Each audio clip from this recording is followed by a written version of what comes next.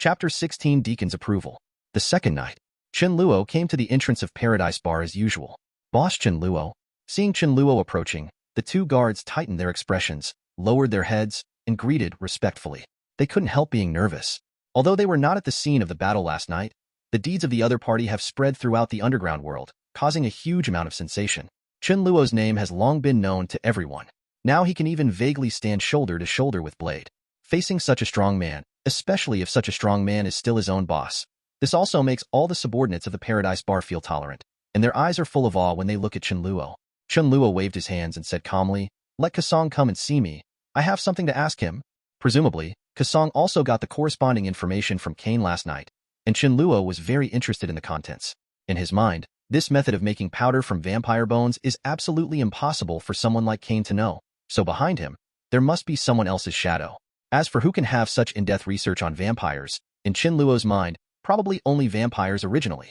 As for how to verify my guess, Kane and the other party's men have been hunting in this area for the past month, which may be the best proof. It seems that someone is eyeing the Forest family. Thinking of this, Chen Luo narrowed his eyes slightly, and the corners of his mouth slowly curled into a smile. Soon, as the door opened, Kasong walked out slowly and came to Chen Luo. "Boss." Chen Luo waved his hand, without saying much, first took him to a secluded corner, and then asked, "How about what I asked you to do yesterday? Did you gain anything?" Hearing this, Kasong nodded, recalling what he asked last night. A look of shock appeared on his face. Not daring to be negligent, he immediately told Chen Luo truthfully all the contents of his interrogation from Kane. "Okay, I see. You go back first. I will find you if I need something." After waving the other party away, Chen Luo stood where he was, rubbed his chin, and began to think.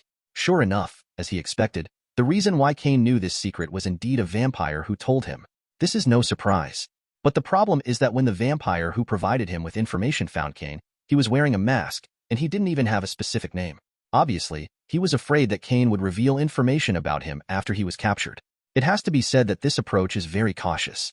But it was also because of this that Chen Luo became more certain of his judgment, that is, there must be a gap between this vampire and that fellow Deacon. Even if there is hatred, otherwise they would not want to directly destroy the same kind of humanely through the hands of human beings. So who is this person? Could it be the group of people in the Vampire Council? Thinking of this, Chen Luo felt sure and instantly confirmed the answer. That's right. Only they have the motivation to do this. As a clan of pure-blooded vampires, their principles of life are incompatible with Deacon's. Compared with the latter's radical idea of enslaving all human beings, the former most of them are holding the purpose of hiding themselves, trying to avoid conflicts with humans.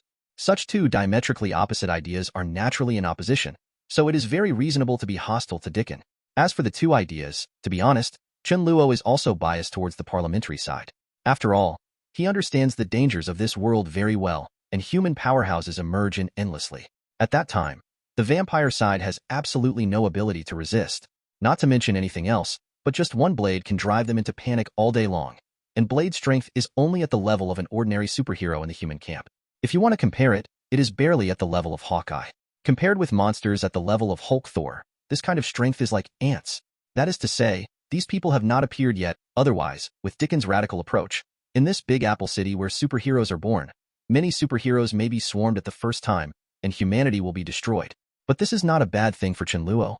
After all, Chen Luo is also very interested in the forces and industries under Deacon.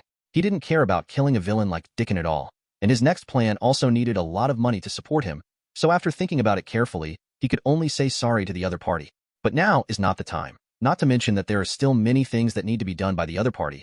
Not to mention that his reward has not yet been credited. Chen Luo has great expectations for the reward that he will receive soon. Hope it works this time. Chen Luo turned around, and with a breeze blowing by, he disappeared in the next moment. Top floor of the Edgewood building.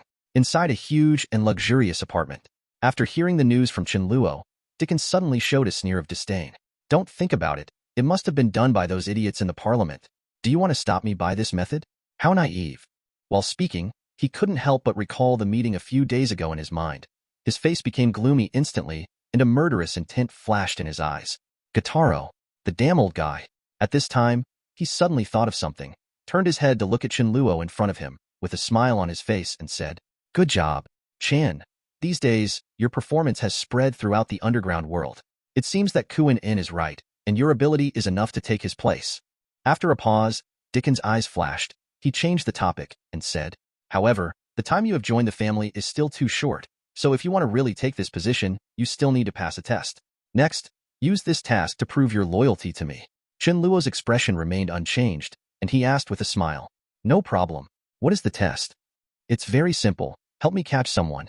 Hearing this, Chen Luo nodded decisively and said, No problem. Seeing the back of Chen Luo leaving and thinking of the document that had just been deciphered, Dickon couldn't hold back anymore and burst out laughing wildly. Soon.